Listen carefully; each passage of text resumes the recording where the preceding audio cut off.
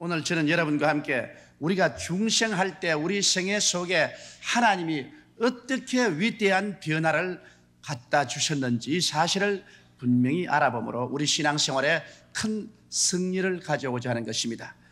우리 동양에서는 전 우주에 비해서 한 사람 한 사람 인간도 소우주라고 그렇게 말을 했습니다. 오늘 제가 이 창세기를 읽을 때 마음에 느끼는 것은 하나님께서 천지와 만물을 지으신 그것이 타락한 인간을 하나님께서 창조해내는 그와 같은 모습의 비유가 되고 있다는 것입니다. 성경에는 보니까 태초에 하나님이 천지를 창조하시니라 땅이 공허하고 혼돈하며 흑암이 깊음 위에 있고 하나님의 신은 수면에 운행하시더라 그렇게 말씀을 하셨습니다. 땅이 공허하고 혼돈하며 흑암이 깊음 위에 있다는 것은 처참하게 파괴된 형상을 볼 수 있습니다. 그러나 그 위에 하나님의 성령이 운행하시니까 그러한 그 무질서와 흑암과 죽음과 절망이 굉장한 변화를 가지고 있는 것입니다.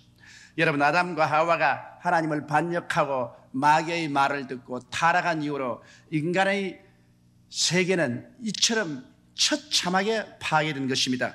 인간은 그 정신적 세계 속이 공허하고 혼돈하고 그 영혼은 마귀에게 지배당하여 흑암이 깊음 위에 있었습니다. 이래서 인간은 스스로 절대로 개조될 수 없는 가장 처참하게 파괴된 존재인 것입니다. 오늘날 사람들은 사람이 윤리와 도덕적인 행위를 통해서 자기를 개조할 수 있다고 생각하지만 실상 그렇지 못합니다. 타락한 인간은 완전히 부패해버리고 말한 것입니다. 사람이 아무리 힘쓰고 애써도 개조될 수 없습니다. 이 우주가 성령의 능력으로 창조된 것처럼 사람도 동일한 성령의 능력으로 중생하지 않고는 희망이 없습니다. 그렇기 때문에 예수께서 물과 성령으로 거듭나지 아니하고는 하늘나라를 볼 수 없다고 말씀하신 것입니다. 이러므로 창세기에 성령께서 운행하셔서 그 처참하게 공허하고 혼돈하며 흑암이 깊어 있는 세계를 정말 이와 같이 찬란한 세계로 만드는 것처럼 오늘날도 여러분 아무리 정신적으로 공허하고 도덕적으로 파괴되고 부패된 인간이라도 성령이 역사하시면 완전히 새로운 사람으로 중생할 수가 있는 것입니다. 이렇기 때문에 기독교는 성령의 종교입니다. 성령의 역사가 일어나서 우리를 완전히 새롭게 창조하기 전에는 인간의 수양과 도덕으로는 아무 소용이 없습니다. 기독교는 수양의 종교가 아닙니다. 도덕적인 훈련을 하는 종교도 아닌 것입니다. 어떠한 종교적인 의식이나 형식을 얻는 것도 아닌 것입니다. 철저히 파괴되고 철저히 부패된 인간을 성령이 오셔서 재창조하는 것이 오늘날 우리가 믿는 기독교 신앙인 것입니다. 그와 같은 창조의 역사는 성령으로 말미암지 않고는 절대로 되지 않습니다. 그렇기 때문에 기독교회는 성령으로 말미암아 시작하고 성령 안에서 발전하고 성령 안에서 완성되는 것입니다. 성령을 인정도 아니하고 환영도 아니하고 모시지도 아니하고 성령을 배반하면 그것은 기독교회가 아닙니다. 그것은 인본주의 종교지 하나님이 만드신 구원의 종교는 아닌 것입니다.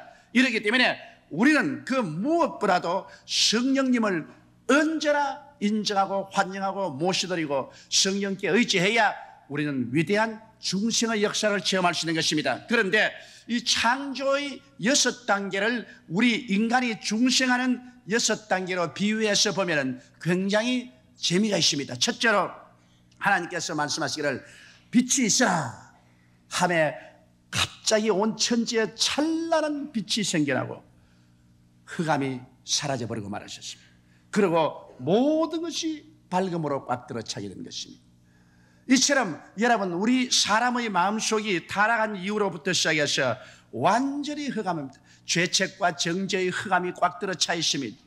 흠과 무의미의 흑암이 꽉 들어차 있습니다. 죽음과 무의 절망이 인간을 꽉 지배하고 있는 것입니다. 이 말할 수 없이 캄캄한 밤을 무슨 빛으로 밝힐 수가 있는 것입니까? 여러분 사람이 진실로 캄캄한 밤에 처하면 천지가 어떡합니다? 여러분 인간이 타락한 이후로 경험한 것이 그 흑암입니다. 전적으로 죄책과 정죄의 흑암에서 헤어날 수 없어요. 어디서 와서 왜 삶이 어디로 가는지 아무런 인생의 목표가 없습니다. 의미와 가치도 없습니다. 그리고 인간은 죽어서 한 줌의 흙으로 돌아갑니다. 이런 곳에서 우리 주님께서 오셔서 빛이 있으라고 했는데 그 빛이 누굽니까? 바로 우리 주 예수 그리스도인 것입니다. 이 세상에 다른 빛은 전혀 없어요. 나사렛 예수만이 우리의 빛이 되시는 것입니다. 성경에 요한은 말하기를 세상을 비치는 참 빛이 있으니 이가 바로 예수 그리스도라고 말한 것입니다. 우리 하나님께서는 이와 같이 땅이 공허하고 혼돈하며 흑암이 깊음 위에 있는 것 같은 인생 속에 그리스도를 보내므로 말미암아 예수님께서 속에 들어올 때 우리는 찬란한 빛 속에 들어가게 되는 것입니다. 그럼 우리 속에 예수를 모시면 어떤 빛이 비칠까요? 여러분, 인간들은 모든 죄악의 캄캄한 밤에 있었는데 예수 우리는 용서와 의의 빛으로 우리 속에 비춰주는 것입니다.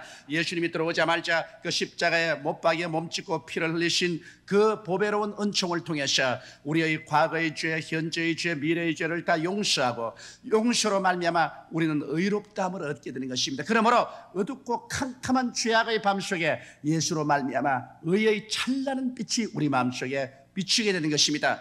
또 그뿐 아니라 우리는 하나님과 원수가 되었고 하나님 앞에서 미움을 당하고 살았는데 그리스도가 오므로 말미암아 원수되고 미워하는 캄캄한 밤에 화해와 사랑의 빛을 비춰주는 것입니다. 그리스도로 말미암아 우리의 마음속에 하나님의 사랑이 부원받고 하나님의 성령이 우리 마음속에 거하게 되고 이 찬란한 화해와 사랑의 빛이 마음속에 넘치게 됩니다.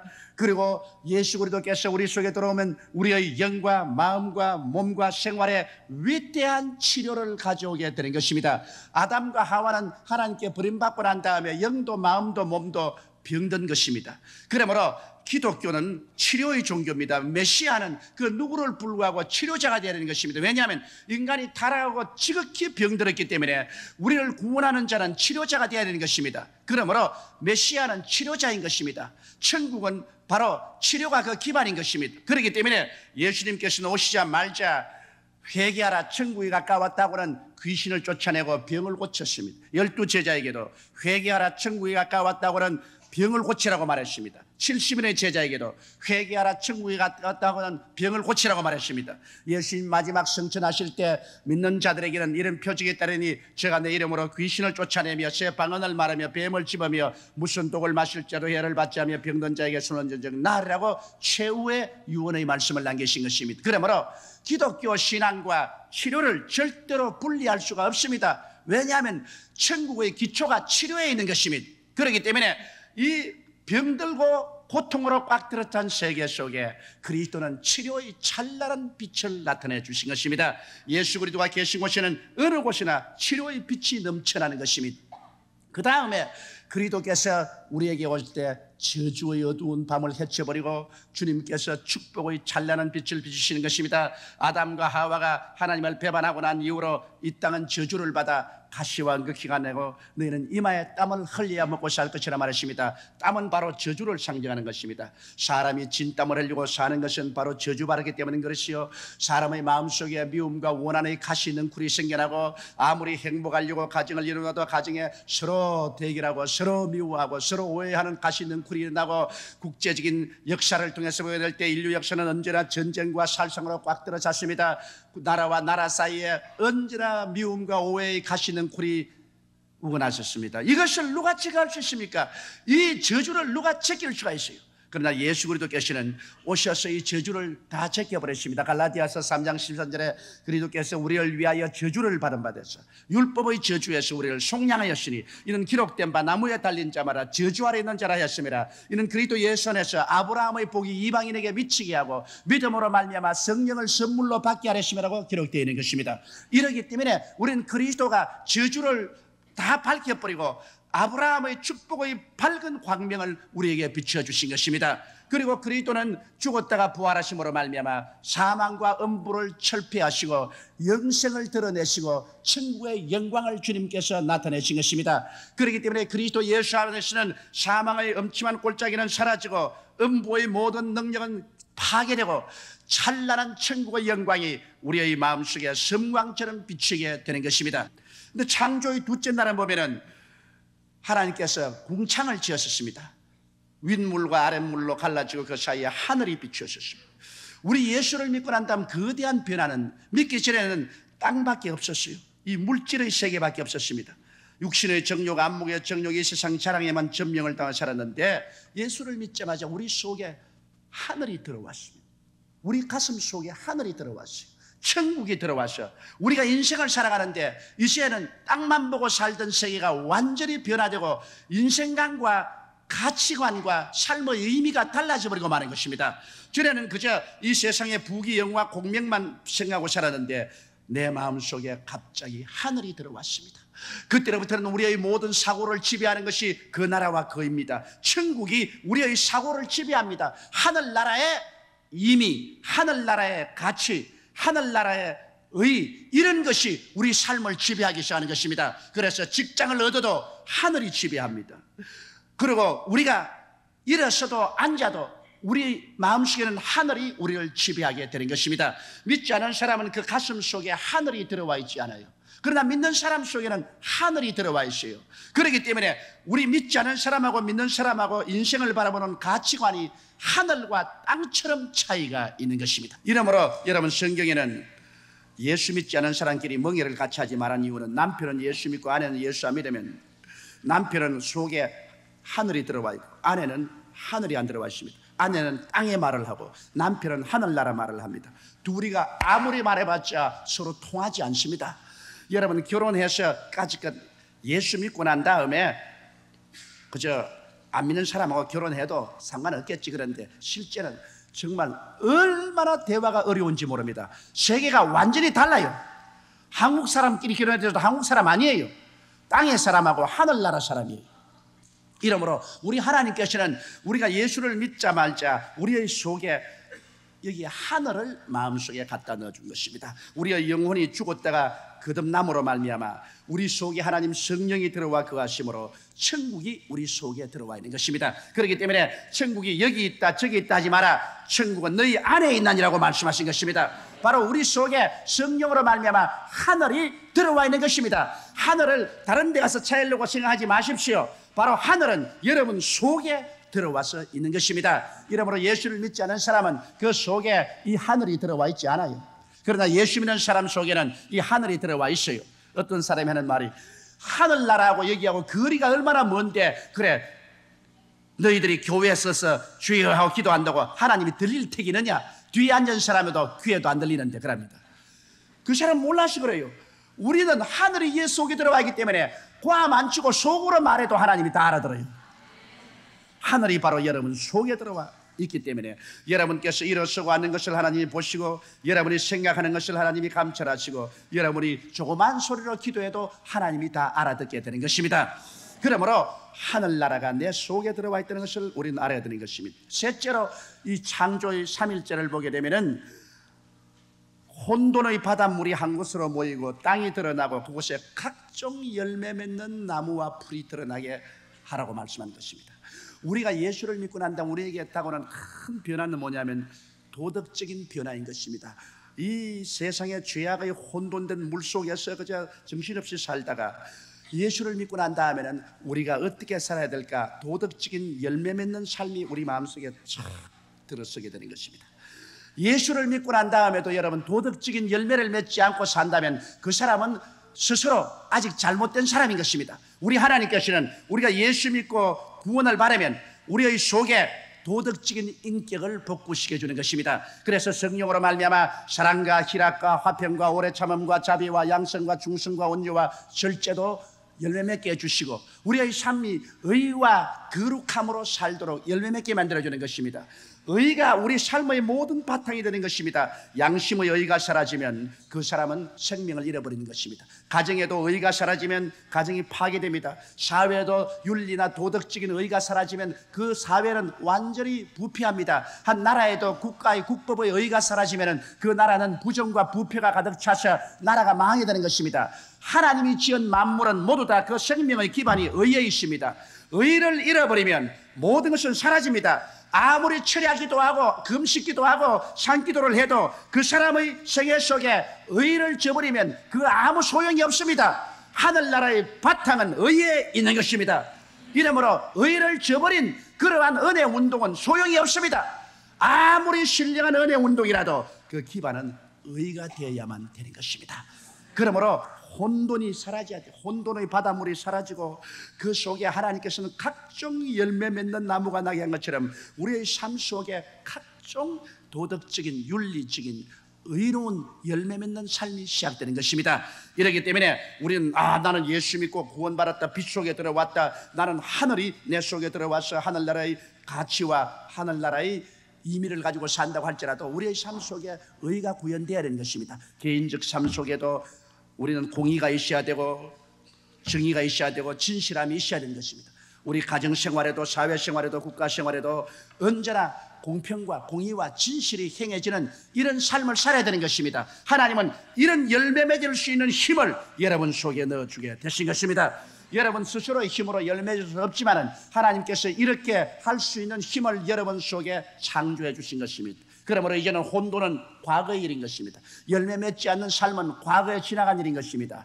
열매 없는 흑암의 삶을 버리고 이제는 의의 빛 가운데서 열매 맺는 삶을 살도록 우리는 지음을 받았기 때문에 우리 예수 믿는 사람들은 변명할 수가 없습니다. 우리는 의로운 삶을 살아야만 되는 것입니다. 열매를 맺고 살아야 되는 것입니다. 그 속에서 우리는 참 행복을 얻을 수가 있는 것입니다. 의가 사라진 곳에는 절대로 행복이 없습니다. 의가 동반하지 않은 돈도 그것은 부패합니다. 의가 동반하지 않은 권력도 그는 부패합니다. 의가 동반하지 않은 영화도 부패합니다. 의가 동반하지 않은 인간의 모든 삶은 다 부패하고 마는 것입니다. 그러나 의가 동반하면 모든 것이 행복으로 변화되기 시작하는 것입니다. 그러므로 의로움을 저버리면 안 되는 것입니다.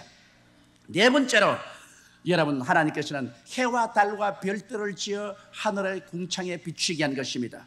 우리가 예수를 믿고 나면 놀라운 것은 우리가 이 땅의 지혜와 지식과 총명으로 사는 것이 아니라 우리 태양 같은 지혜, 달 같은 지식, 별 같은 총명이 우리의 영혼 속에 지어지게 된 것입니다. 예수 믿는 사람은 안 믿는 사람과 달리 하늘나라의 지혜와 지식과 총명이 주어집니다. 야고보서에 말하기를 너희 중에 지혜가 없거든 꾸짖지 아니하고 후회 주시는 하나님께 구하라 그러면 주시라 했습니다. 인생의 경쟁은 여러분 지혜입니다. 오늘날 우리가 역사를 통해서 보게 되면 과거의 인류 문명의 발상지는 전부 아시아입니다. 중국의 황하유역, 인도의 인다스 간디스 강 유역, 메소포타미아의 티그리스 유프라데스 강 유역, 애굽의 나일강 유역, 빛은 동방에서 시작된 것입니다. 고대 문명은 전부 동방에서 시작했습니다. 우리 고대 문명이 일어나서 문자를 사용하고 옷을 해입고 음식을 익혀 먹고 집을 지어서 살 때 저 서양 사람들은 저 짐승의 가죽벽에 있고 나무 위에 올라가서 열매 따먹고 어허 그거 있을 그때입니다. 그러니 사실은 우리 동양이 고대 문명에서 훨씬 앞섰다고요. 그런데 이게 어떻게 된 연관입니까? 왜 이렇게 서양 사람들이 우리보다 눈부시게 정치, 경제, 교육, 문화, 군사, 산업에 발전하고 말았던 것입니까? 오늘날 현대화라면 서구화를 의미하고 있는 것입니다. 왜 이래 됐을까요? 그것은 예수 그리스도의 복음이 팔레스타인에서 출발해서 아시아로 오지 아니하고 바울의 배를 타고 구라파로 건너가기 때문인 것입니다. 그리스도의 복음이 흘러가는 곳마다 성경에 말한 대로 나를 믿는 백성은 머리가 되고 꼴이 되지 아니하고 위에 있고 아래 내려가지 아니하고 남에게 구워줄지도 구지 않겠다고 했는데 그리스도의 문명이 지나가는 곳마다 미개는 사라지고 찬란한 문명의 빛이 비쳤습니다. 하나님께서 하늘에서 인간의 지혜와 지식과 총명을 초월한 천국에 해와 달과 별 같은 하늘의 지혜와 지식과 총명을 줌으로 말미암아 월등하게 발전하고 마는 것입니다. 그러므로 복음이 구라파에 들어가자 구라파가 문명국이 되고 영국에 들어가자 영국이 문명국이 되고 미국으로 건너오자 300년 이내 인류 역사상 최대의 문명한 국가가 되어버리고 마는 것입니다. 영국의 유명한 역사학자 토인비는 말하기를 바울이 배를 타고 지중해로 건너간 그 배 속에 오늘 20세기의 모든 구라파 문명을 싣고 갔다고 그는 말했었습니다. 그러니 오늘 구라파 문명이란 성경을 뽑아버리면 아무것도 없습니다. 성경 뽑아버리면 구라파의 모든 정치, 경제, 교육, 문화 모든 것이 다 사라져버리고 마는 것입니다. 이러므로 여러분 오늘 우리 예수 믿고 난 다음 하나님께서는 우리에게 인간의 지혜나 지식이나 총명이 아닌 하늘의 지혜와 지식과 총명을 주어서 다른 사람보다 월등하게 만들어버리고 마는 것입니다. 왜 예수 믿는 사람이 머리가 되고 꼬리 안 됩니까? 위에 있고 아래 내려가지 않습니까? 남에게 꾸지 않은 건 왜 그렇습니까? 다른 사람보다 지혜나 지식이나 총명에 뛰어나 버리기 때문인 것입니다. 이 세상에는 남보다 지혜나 지식이나 총명에 뛰어난 사람이 남보다 앞서게 되는 것은 당연한 이치인 것입니다. 사람이 여러분 이 인생에 살면서 인간의 지식이나 지혜의 척도를 살아야 안 됩니다. 하나님의 말씀의 지혜와 지식과 총명의 척도를 봐야 됩니다. 하나님 말씀은 하나님의 지혜요 지식이요 총명입니다. 저는 이런 이야기를 한번 들었었어요. 어떤 사람이 낚시를 갔는데 사람이 쭉 앉아 낚시하는데 옆에 사람 보니까 그래서 딱 낚으면 고기가 탁 올라오면 자기 자를 딱 하나 고기를 딱 재요. 그 자보다 크면 뽑아서 도로물에 던져버려요. 그리고 또 딱 나가서 자보다 적으면 바구니에 싹 집어넣어요. 이거 참 무서워 못 견디겠거든. 제가 큰 거는 오히려 넣고 적은 걸 버려야 되겠는데 큰 거는 놓아주고 적은 것은 자꾸 잡아넣거든. 그래 막 너무 호기심이 나서 견딜 수 없어. 자기 낚시 주고 나 여보 미안하지만 좀 물어봅시다. 왜요? 글쎄 딱 낚시 낚으면 자루가 딱 씌어보고 큰 거는 물에 넣어버리고 적은 것만 집어넣는데 왜 그러니까? 그거 간단합니다. 우리 집 후라이팬이 요거밖에 안 돼요. 여러분.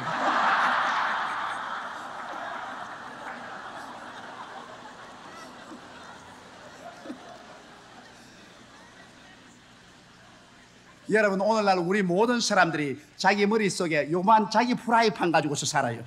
자기 후라이팬에 맞는 것은 찢고 볶아 먹으려고 달라들고 요거보다 좀 큰 것은 안 따르려고 그래요. 그러니 그 후라이팬에 하나님의 큼직한 고기가 들어갈 도리가 있어야지요. 그러므로 인간의 좁은 척도를 버리고 여러분 하나님의 지혜의 말씀, 지식의 말씀, 총명의 말씀 성경을 받아서 그를 따라 사는 여러분 되시기를 주의 이름으로 축원합니다. 그럴 때 여러분의 생애 속에 태양이 뜨고 달이 뜨고 별이 뜨게 될 것입니다. 그 다음 이제 다섯째 날에는 이 창조의 그 원리를 보면은 하나님께서 하늘에 그 새들을 만들고 물고기를 만들고 그 다음에는 또 보니까 짐승들도 종류대로 만들어서 하늘에는 퍼덕거리고 날개를 치고 물속에는 헤엄을 치고 짐승들이 뛰어다니고 굉장한 아름다운 생명으로 발랄하고 넘치는 세계를 만드는 것입니다. 우리 예수 그리스도를 믿고 나면은 우리 예수 믿고 난 우리들에게 다섯째 단계는 무엇이냐면 하나님이 우리에게 모든 면의 생기와 생명을 주십니다. 성경에 예수께서 말씀하기를 도적이 오는 것은 도적질하고 죽이고 멸망시키는 것뿐이요 내가 온 것은 양으로 생명을 얻게 하되 더 풍성히 얻게 하려 왔노라. 우리 예수 믿는 사람들이 신앙생활하는 것은 재미가 없이 아주 곰팡이 피고 나이 늙어 죽어가는 사람이나 믿어야 된다고 생각하는 것은 거대한 잘못입니다. 그리스도 안에서는 이 새가 나르고 물고기가 헤엄치고 막 짐승이 뛰는 것처럼 생명이 발랄하고 또 그걸 보면 얼마나 부유합니까? 천지가 생명으로 꽉 들어차고 부유로 꽉 들어찹니다. 가장 중요한 것은 우리 삶에 대한 우리 마음의 태도에 있는 것입니다. 우리 태도가 긍정적이고 적극적이고 창조적이고 생산적이 돼야 되고 그리고 성공의식과 부유의식이 마음속에 꽉 들어차야 됩니다. 그래서 나는 못한다, 나는 안 된다, 할 수 없다는 생각까지는 안 돼요. 창조 여섯째 날에는 하나님께서 사람을 만드시는데 하나님의 형상과 모양대로 지어서 그 사람으로 하여금 공중의 새와 물고기와 짐승을 다스리고 땅을 정복하라고 했습니다. 위대한 하나님의 창조인 것입니다. 그런데 우리가 타락한 우리들이 하나님이 중생하고 난 다음에도 여러분 우리는 뭘 하나 알아야 되느냐? 어디까지나 인간은 그 자체로는 하나님의 형상과 모양을 써야 됩니다. 내용이 하나님이 되어야 되는 것입니다. 여러분 시골에 가면은 이 헛개비가 써 있습니다. 이 헛개비가 써 있는데 이게 도리구찌 모자도 쓰고 옷도 울긋불긋 입고 겉으로 좋지요. 그러나 속에 들어가면 지푸라기가 꽉 들어차 있습니다. 내용이 없어요. 겉은 사람 같은데. 오늘날 여러분 이 세상 사람들이 이 세상에 그냥 정치 경제 너무나 화려하게 꾸미고 굉장하지만은 실제 속은 지푸라기로 꽉 들어차 있는 것입니다. 텅 빈 인간인 것입니다. 우리는 형상과 모양이기 때문에 내용이 하나님이 안 되면 안 됩니다. 오늘날 사람들은 내용이 비었습니다. 겉만 찬란하고 화려하게 만들었지 내용이 텅 비었습니다. 그래서 결국에는 텅 빈 사람이 되어버리고 말한 것입니다. 이러므로 우리 중생하고 난 다음에 우리는 어떤 사람이냐? 우리는 텅 빈 사람이 아닙니다. 우리 속에 내용에 예수님이 들어오게 된 것입니다. 그날에는 내가 아버지 안에 너희가 내 안에 내가 너희 안에 있는 것을 너희가 알리라. 내가 너희를 고아와 같이 버려주지 않고 너희에게 오리라. 너희 몸이 하나님의 성령인 것과 하나님의 성령이 너희 안에 있는 것을 알지 못하느냐. 그러므로 예수 안 믿는 사람들은 텅 빈 인간이지만 우리는 속 내용이 성부, 성자, 성령 삼위일체 하나님이 되어버리고 마는 것입니다. 그러므로 우리 중생한 사람은 우리 형상과 모양뿐 아니라 우리 내용이 바로 삼위일체 하나님이 들어와 있기 때문에 이 내용이 이렇게 들어와 있으면 이제 어떠한 사람이 되느냐? 우리는 운명의 피지배를 받는 것이 아니라 운명을 지배하고 창조하는 사람이 되고 마는 것입니다.